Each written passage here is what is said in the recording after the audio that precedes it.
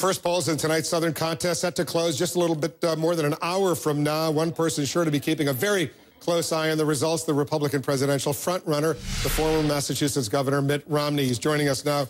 Governor, thanks very much. I know you have a limited amount of time. Let's get right to Afghanistan because the situation there seems to be going from bad to worse.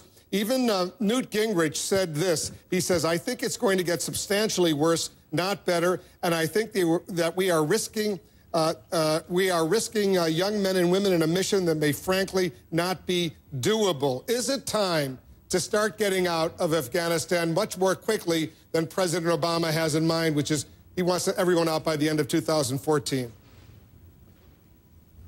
Well, it's certainly time on a regular basis to review our mission there and to see what progress we're making, and not to make decisions based upon some actions by a crazed gunman. We don't determine our foreign policy based on something of that nature.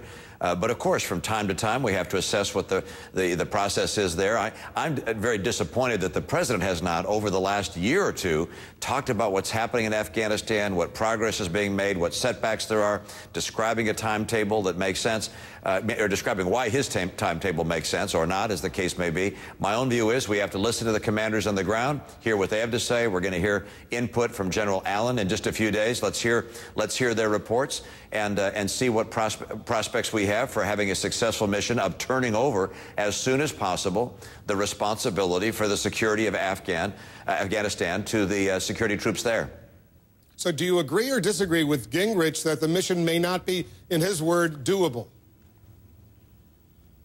Well, yeah, there's no certainty in a matter of foreign policy of this nature, of course, and one recognizes that as one goes into a conflict. But one, over time, collects information to see what progress is occurring, what setbacks are occurring. But you don't make an abrupt shift in policy because of the actions of one crazed, deranged person. But of course, you assess your prospects over time, again, given the input of the people closest to the action. But at this stage, to say we're going to throw in the towel without getting the input of General Allen, or actually making trips to Afghanistan and meeting with leaders there and meeting with our commanders there and troops there, that wouldn't make a lot of sense. I'm more deliberate when it comes to the lives of our sons and daughters and the mission of the United States of America. The super PAC that supports Rick Santorum has come out with a very tough commercial, a very tough attack ad against you. I want to play a little clip and we'll get your response. Mitt created Romney Care, the blueprint for Obamacare. And just like Obama, Romney left Massachusetts $1 billion in debt. Who can win? Rick Santorum. All right, I'm going to give you a chance to respond to Rick Santorum's super PAC. Well, you know, it's been interesting that Fact Check has looked at Rick Santorum's claims over the last several ads and the things he said, and I think in almost every case they've said that Rick Santorum's attacks have been baseless and wrong. I think they have something called Pinocchios. They give him 4 Pinocchios or something like that.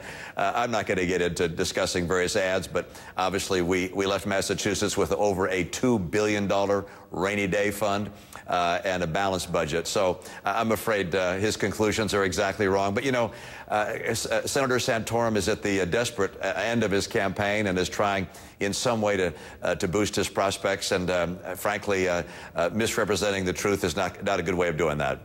Why do you think he's at the desperate end of his campaign? Well, I mean, he's far behind in the delegate count. He's far behind in the popular vote count. If you look at the math of how many delegates he'd have to win to become the nominee, it's a very difficult road for him.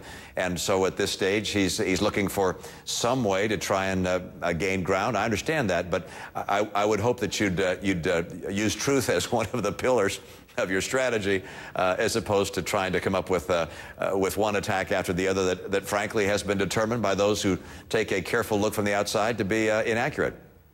One of the criticisms you've leveled against Senator Santorum when he was a sitting U.S. Senator was he repeatedly voted to raise the nation's debt ceiling. Here's the question to you. If you're elected President of the United States, will you make a commitment not to raise the nation's debt ceiling anymore?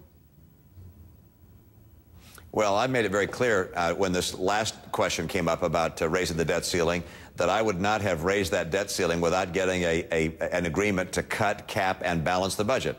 And I continue to believe that that's the right course. And if I'm president, I will cut, cap, and get America on track to have a balanced budget. That's what we have to do. And if we don't do those things, we should say, look, we're not going to raise the debt ceiling. We're not going to keep on opening up our children's future to politicians that want to spend away that future by borrowing from the Chinese and others. So my view is very simple and straightforward. My plan is to get America on track for a balanced budget by cutting and capping federal spending. So can I understand that to mean that's a commitment that no more increases in the nation's debt ceiling if you're president? Any increases in the debt ceiling are going to have to be accompanied by compensating cuts in federal spending and making sure that we get ourselves on track to having a balanced budget. Governor, thanks very much. I know we had a limited amount of time. Appreciate your spending a few moments with us. Appreciate it very much. Thanks, Wolf. Good to be with you. Thank you. All right, we just heard from Mitt Romney. Just ahead, our political team considers what he had to say about his run for the White House. Also, running for president may seem punishing, but it's nothing compared to what we call pizza roulette. We're going to explain.